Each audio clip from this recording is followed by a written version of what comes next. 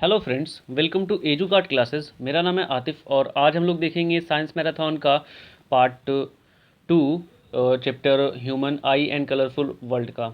Okay, तो हमने पिछले वीडियो में प्रेस बायोपिया तक कर लिया था। ठीक है, नेक्स्ट अब हम लोग करेंगे dispersion of white light by a glass prism. ठीक है,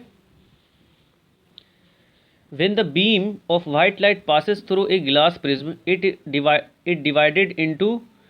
is divided into 7 color band, namely Vibgyor. This phenomenon is known as dispersion of white light. होता क्या है, जब हम किसी ग्लास प्रिज्म से किसी वाइट लाइट जैसे सनलाइट उसको गुजारते हैं तो वो रिफ्रैक्शन के बाद उस तरफ 7 कलर्स में डिवाइड हो जाता है, नेमली विबजियोर।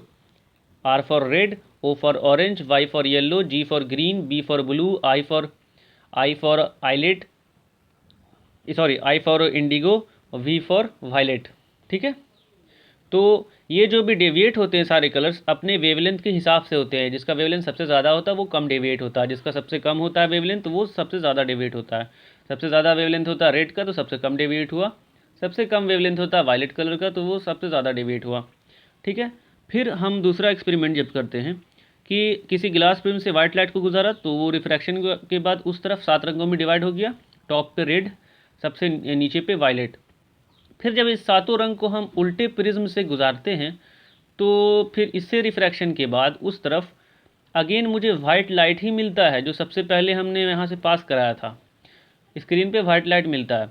ये एक्सपेरिमेंट किया था सर न्यूटन साहब ने और इससे ये साबित होता है कि वाइट लाइट जो है वो 7 कलर से मिलकर बना है, जिसका VIBGYOR, red, orange, yellow, green, blue, indigo, violet. ठीक है, अब नेक्स्ट देखते हैं हम जो हमारे आसपास एटमॉस्फेयर में घटना होती है उसे समझते हैं। जो है topic twinkling of stars. Stars जो तारे जो टिमटिमाते हैं वो क्यों टिमटिमाते हैं?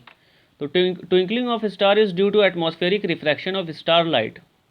ट्विंकलिंग स्टार जो होता है वो एटमॉस्फेरिक रिफ्रैक्शन की वजह से होता है। कैसे होता है? The star light on entering the earth's atmosphere undergoes refraction continuously before it reaches to our eyes. यानी कि जब स्टार लाइट एटमॉस्फेयर में इन करती है तो उनका कंटिन्यूस रिफ्रैक्शन होता रहता है एटमॉस्फेरिक लेयर द्वारा हमारी आंखों तक आते आते। बहुत बार हो चुका होता है। देखिए होता क्या है कि जो हमारे पास एटमॉस्फेयर है वो स्टेशनरी नहीं है। जो भी हवा की परत है, गर्म हवा, ठंडी हवा, और ऊपर में जो है गैस के molecules, oxygen, nitrogen, carbon dioxide के कॉन्सेंट्रेशन अलग अलग हैं। तो इससे क्या है हमारे मीडियम पे फ़र्क पड़ता है। कभी एक पोजीशन रेयर मीडियम बन जाता है, फिर जब मॉलिक्यूल्स वहाँ पे ज़्यादा इकट्ठा हो जाते हैं गैस मॉलिक्यूल्स तो वो डेंसर मीडियम बन जाता है। तो ये चेंज होता रहता है। ठीक है, मतलब कि ये रेयर डेंसर इस तरह बनते रहता है ऊपर नीचे हर तरफ। तो होता क्या, जब स्टारलाइट हम एटमॉस्फेयर में इन करती है तो एक तो वो रेयरर वैक्यूम से आ रही है डेंसर में तो नॉर्मल की तरफ थोड़ी बेंड हो जाती है, आती है। तो होता क्या, पहले सारी की सारी लाइट आती है। ठीक है, फिर ये मीडियम जो डेंसर था ये रेयरर बन जाता है इसके रिस्पेक्ट में, यहाँ के रिस्पेक्ट में ये पोजीशन रेयरर बन जाता है। यहाँ पे गैस मॉलिक्यूल्स की संख्या कम हो जाती है तो ये रेयरर की तरह काम करता है। तो जो है ये लाइट है वो नॉर्मल से दूर बेंड हो जाती हैं, कुछ इधर बेंड हो गई है ना, उसी तरह कुछ इधर बेंड हो जाती हैं। तो नंबर ऑफ़ रेज जो हमारी आँखों पर आ रहे हैं वो घट जाते हैं। तो पहले हमें ज़्यादा ब्राइट स्टार दिख रहा था, अब चूँकि नंबर ऑफ़ रेज घट गई हैं तो अब हमें थोड़ा डीम स्टार दिख रहा है। फिर अगेन ये वापस से डेंसर बन जाता है तो वापस से जो भी रेज आ रही थी वो फिर से नॉर्मल की तरफ बेंड आ जाती है, यानी कि सारी की सारी रेज फिर से हमारी आंखों पर आती है। तो उस टाइम तारे का ब्राइटनेस हम ज़्यादा बढ़ जाता है हमारे लिए।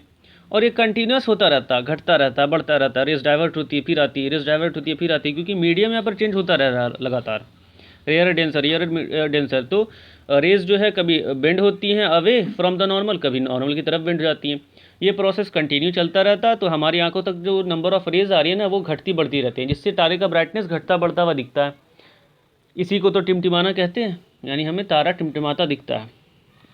अब दूसरा केस तारे के ही केस में देखेंगे, अपेरेंट पोजीशन ऑफ स्टार। तारा जो है एक्चुअल पोजीशन पे जहाँ रहता है उससे थोड़ा ऊपर हमें दिखता है। ऐसा क्यों होता है? When starlight enters to atmospheric layer it bends towards normal and this refracted ray enter in our eyes so our brain assumes that the star is at the position where straight path of the refracted ray goes. ये है तारा मेरा, ठीक है, वहाँ से raise आई, ये raise आ रही है, ये हम है ऑब्जर्वर, हमारी आंखों तक आ रही है रेज। तो जैसे ही वैक्यूम है, स्पेस में तो वैक्यूम है, वहाँ से एटमॉस्फेरिक लेयर में एंटर की तो ये डेंसर है, तो नॉर्मल की तरफ हल्की बेंड हो गई लाइट, लॉ ऑफ रिफ्रैक्शन। ठीक है, यहाँ अब आई हमारा आदत कि हम चीज़ों को तब देखते हैं ना जब उससे रेज आती हैं, उससे लाइट पड़ के हमारी आंखों पर आती है, और लाइट हमेशा स्ट्रेट पाथ पर आती हैं, तो हम चीज़ों को तभी देख पाते हैं जब वहाँ से हमारी आंखों तक लाइट आ रही है, और ये हमेशा स्ट्रेट पाथ पे ही होता है। तो हमारे ब्रेन को एक आदत हो गई है कि स्ट्रेट पाथ से जहाँ से लाइट आ रही है उस स्ट्रेट पाथ के सोर्स को ही वो उस ऑब्जेक्ट का पोजीशन मानता है। ये हमारे अंदर इनबिल्ट है, गॉड ने गिफ्ट किया है। ठीक है, तो रेस तो एक्चुअल में यहाँ से आई है, लेकिन हमारा आदत जो है ब्रेन का वो स्ट्रेट पाथ देखने का, तो स्ट्रेट पाथ यहाँ जा रहा है एक्चुअल पोजीशन से काफ़ी ऊपर। ठीक है, ये कॉपी में छोटा है लेकिन रियल लाइफ में थोड़ा ज़्यादा होता है, किलोमीटर में फ़र्क होता है उससे भी ज़्यादा। तो ये इसका स्ट्रेट पाथ डॉटेड लाइन से ऊपर जा रहा है और हमें यहाँ पर स्टार दिख रहा है, ये इसका अपेरेंट पोजीशन है। एक्चुअल में स्टार यहाँ पर नहीं है, एक्चुअल में स्टार इसके काफ़ी नीचे है। ठीक है, तो ये घटना होती है apparent position of star light का। क्यों होता है? Due to atmospheric refraction. फिर से सुना देता हूँ। When star light enters to atmospheric layer it bends towards normal and this refracted ray enters in our eyes. So our brain assumes that the star is at the position where the straight path of refracted ray goes, where the straight path of refracted ray goes। ठीक है, अब next बात करते हैं advance sunrise and delayed sunset का। ठीक है, होता क्या है ना कि सनसेट जब होता है, जब हम सूरज देखते हैं तो 2 मिनट पहले ही देख लेते हैं। मतलब सूरज जो है, ये देखो होरिजन लेवल है, यहाँ पे हम खड़े हैं, ये होरिजन लेवल है। यहाँ पर हमें जब होरिजन पे दिखता है सूरज, एक्चुअल में वहाँ पे होता नहीं है, वो काफ़ी नीचे होता है। 2 मिनट पहले ही हमें सूरज दिख जाता है। यहाँ पे सूरज है, कभी हम देख पाएंगे नहीं, लेकिन हम देख लेते हैं उसे। ये मतलब 2 मिनट पहले ही हम देख लेते हैं। यहाँ पर सूरज आया भी नहीं, उससे 2 मिनट पहले ही हमें दिख जाता है कि यहाँ पर ये है। ऐसा क्यों होता है? देखो यहाँ पर हम खड़े हैं, जैसे ही सनलाइट से रेज आती है तो अगेन ये वैक्यूम से आ रही है, एटमॉस्फेरिक लेयर में एंटर कर रही है, तो नॉर्मल की तरफ बेंड हो जाती है। ये यहाँ से ऐसे नॉर्मल जाएगा, नॉर्मल की तरफ बेंड हो गई, तब हमारी आंखों तक आई। अब जो ये बेंड होकर के आई रिफ्रैक्टेड, इसका स्ट्रेट पाथ कहाँ जा रहा है? पीछे की तरफ यहाँ जा रहा है। तो जहाँ भी स्ट्रेट पाथ जाता है हमें ऑब्जेक्ट वहीं पे दिखता है। तो हमें सन यहाँ पे दिखता है होरिजन लेवल पर, 2 मिनट पहले ही हमें दिख जाता है। हमने देख लिया, फिर 2 मिनट बाद ये सूरज यहाँ पर आता है। ठीक है, तो हम 2 मिनट पहले क्यों देख लेते हैं सन को? सनराइज के वक्त ड्यू टू एटमॉस्फेरिक रिफ्रैक्शन। कैसे होता है वो अभी मैंने आपको बताया। ये है अर्थ, ये है हम। ठीक है, ये है डॉटेड लाइन एटमॉस्फेरिक। अब बात करते हैं डिलेड सनसेट की। तो डिलेड सनसेट में क्या होता है कि जब सूरज डूब जाता है तो भी 2 मिनट तक हमें दिखता है होरिजन लेवल पर। ठीक है, तो ऐसा क्यों होता है? वही लॉजिक है, atmospheric refraction.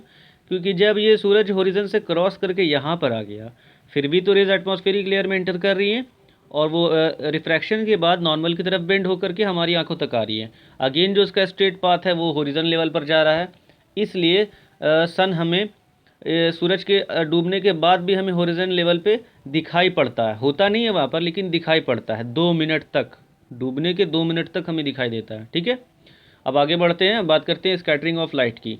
Scattering of light क्या होता है? When light fall on टिनी particles, जिनका साइज माइक्रोमीटर में होता है, these particles reflect the light all around it and light seems to be scattered। देखो देखो, जब लाइट टीनी पार्टिकल्स पर पड़ते हैं जिनका साइज़ माइक्रोमीटर में होता है, सोचो कितने छोटे होते होंगे, उन पर जब पड़ता है तो ये पार्टिकल लाइट को एब्जॉर्ब करके चारों तरफ ऐसे रिफ्लेक्ट कर देते हैं। ठीक है, चारों तरफ रिफ्लेक्ट कर देते हैं। ये फिनोमेनन को ही स्कैटरिंग ऑफ लाइट कहते हैं। ठीक है, अब बात करते हैं टिंडल इफेक्ट की। टिंडल इफेक्ट क्या होता है? The phenomenon of scattering of a beam of light by a group of tiny particles due to which the straight path of the light visible to us is called Tyndall effect. होता क्या है कि जब tiny particles के group, बहुत सारे tiny particles light को scattered करते हैं, और जो स्कैटर्ड होने की वजह से हमें लाइट का पाथ दिखाई पड़ता है, जैसे एक धूल से भरा रूम है।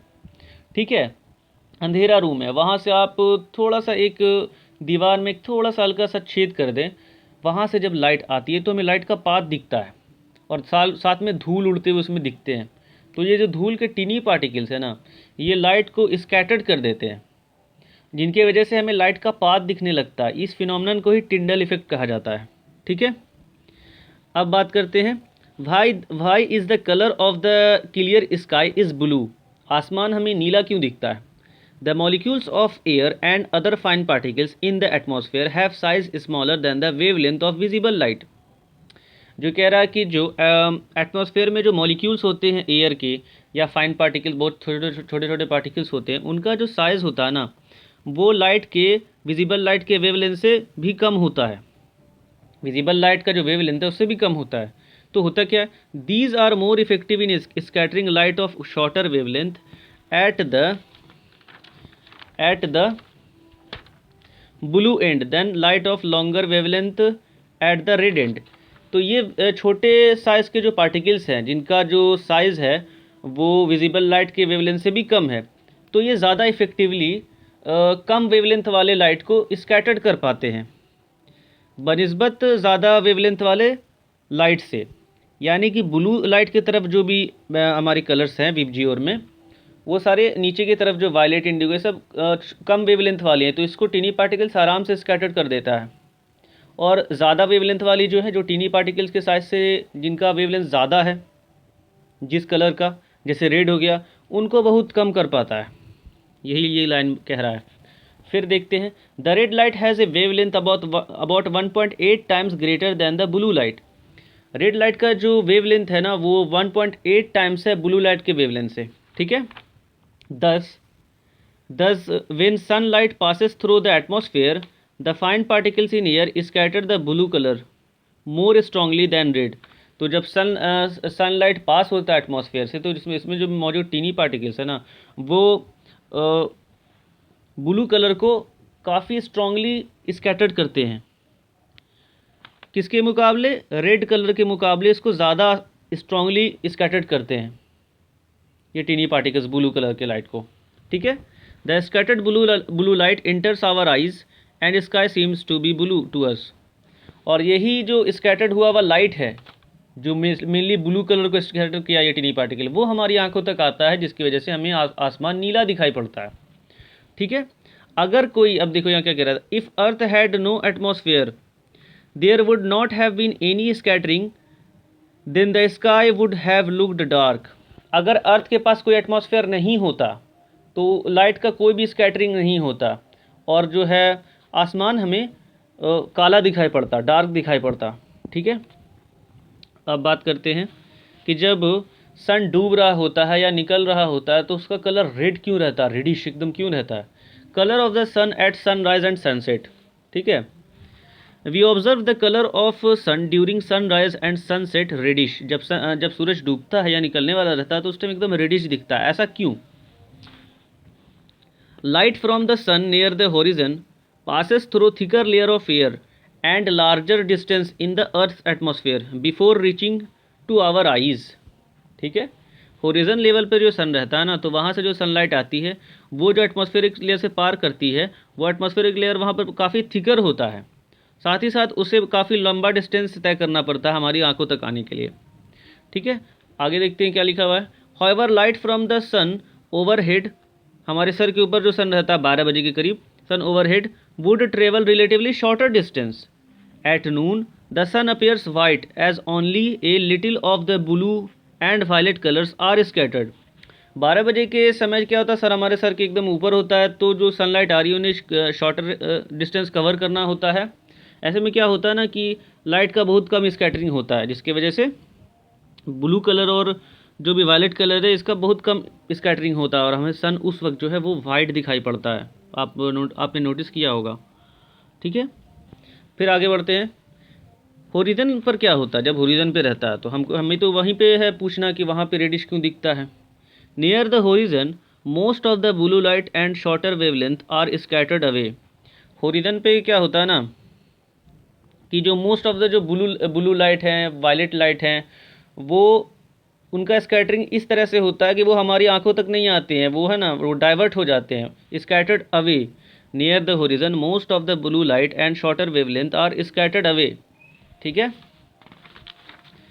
बाय द पार्टिकल्स, पार्टिकल्स के द्वारा, जो होरिजन के पास से जो सन से जो लाइट आती है ना, तो पार्टिकल्स के द्वारा कम वेवलेंथ वाले का ब्लू लाइट है, वायलेट लाइट है, उसका स्कैटरिंग स्कैटर्ड अवे हो जाती है, हमारी आंखों की तरफ नहीं आती है स्कैटर्ड होकर, बल्कि कहीं किधर और ही चली जाती हैं। ठीक है, तो फिर क्या होता है, therefore the light that reaches our eyes is the longer wavelength, this gives rises to the reddish appearance of the sun. तो अब जब कम वेवलेंथ वाली लाइट का स्कैटरिंग इस तरह से हुआ कि वो हमारे आंखों तक नहीं आके वो किधर और ही चली गई, तो अब कौन से कलर्स बचे, हाई वेवलेंथ वाले कलर बचे, मेनली रेड सबसे हाई, तो वो हमारे आंखों तक ही आ पाता है उस समय, इसलिए जो है हमें सन रेडिश दिखाई पड़ता है। उम्मीद करता हूँ दोस्तों ये मैराथन आपको समझ में आया होगा। अगर समझ में आया तो प्लीज़ इस वीडियो को लाइक कीजिएगा, अपने दोस्तों के साथ शेयर कीजिएगा, और जिस भी टॉपिक पे आपको वीडियो चाहिए, जो टॉपिक आपको कंफ्यूजिंग लगता है साइंस में, स्पेशली फ़िज़िक्स की बात कर रहा हूँ मैं, उसे कमेंट कीजिए, मैं ज़रूर कोशिश करूँगा उस पर वीडियो बनाने की। Okay, thank you so much.